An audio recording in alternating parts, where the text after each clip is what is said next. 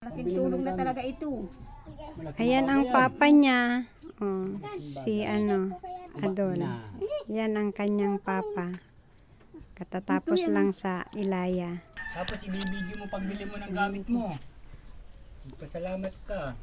Doon at Ilaya, kakalat na naman yan. Manang, maraming salamat po sa ibinigay ninyong sponsor kay Maylin. Malaking tulong na po ito sa kanya ng pambili ng gamit. Lalo na po kay Ate Milet, nagpapasalamat. Salamat po sa pag-plates kay Ate Milet. Meron na po ako pambiling gamit. Salamat po. Ayan, sarap ng ulam nila guys. Oh. Ayan guys, ginagawang unan yan. Bulak. Ano sa ilong? Masakit sa ilong? Mapasok sa ilong. Oo, syempre. Mag face mask ka. Kaya nga po may anak sa ilong. Ano? May face mask ako. Meron po ako dyan. Napasok pa din.